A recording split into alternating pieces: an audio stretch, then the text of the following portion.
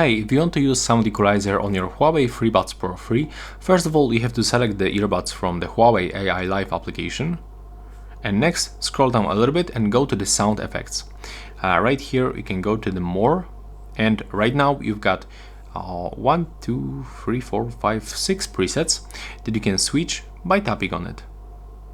It's good to check how it sounds when you are playing some media, and if you want to add your own, you have to click on the three dots, on the plus in the right upper corner, and here you've got the sliders that you can set to your own preferences.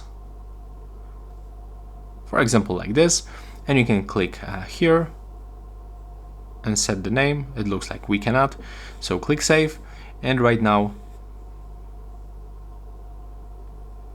yeah, unfortunately we cannot put the name on it, but we can put it right here, and then we can switch between the presets.